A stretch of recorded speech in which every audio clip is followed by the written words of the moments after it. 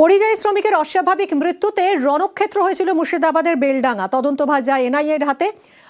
এই কাণ্ডে বেলডাঙ্গার অভিযুক্তদের হাজির করানো যায়নি কোর্টে। আগের দিনও হাজির করানো যায়নি, আজ আবারও শুনানি ছিল। আজও হাজিরা নয়, সশরীরে হাজিরা হলো না, ভার্চুয়াল হাজিরা হলো বেলডাঙ্গার অভিযুক্তদের। রক্ষীর অভাবে আজও সশরীরে হাজিরা নয়, 31 জন অভিযুক্তের ভার্চুয়াল হাজিরা আদালতে। 19 ফেব্রুয়ারি পর্যন্ত জেল হেফাজতের নির্দেশ। এখনো মামলার কেস ডায়েরি পায়নি এনআইএ। আদালতে দ্রুত কেস ডায়েরি হ্যান্ডওভারের আবেদন। ভার্চুয়াল হাজিরা হলো বেলডাঙ্গার অভিযুক্তদের। রক্ষীর অভাবে আজও সশরীরে হাজিরা নয়, 31 অভিযুক্তের ভার্চুয়াল হাজিরা হলো আদালতে। 19 ফেব্রুয়ারি পর্যন্ত জেল হেফাজতের নির্দেশ। এখনো মামলার কেস ডায়েরি পায়নি এনআইএ। আদালতে দ্রুত কেস ডায়েরি হ্যান্ডওভারের আবেদন।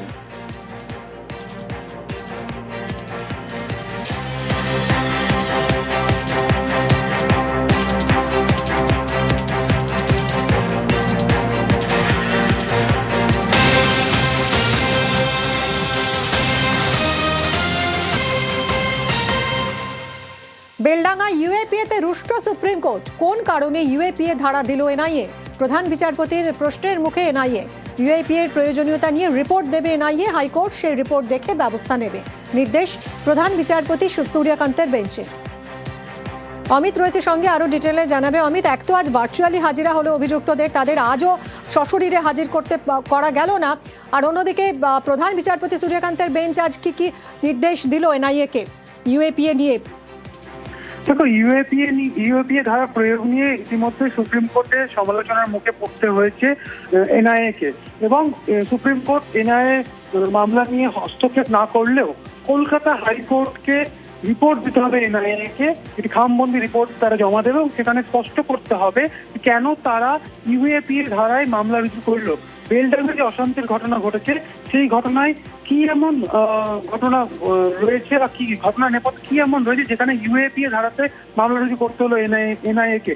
এই মর্মে কলকাতা হাইকোর্টের কাছে রিপোর্ট দিতে হবে এনআইএ কে। অন্যদিকে যে এনআইএ স্পেশাল কোর্ট রয়েছে, সেখানে কেস ডায়েরি হস্তান্তর নিয়ে কোনো অর্ডার বা নির্দেশ দেওয়া হলো না আদালতের তরফে।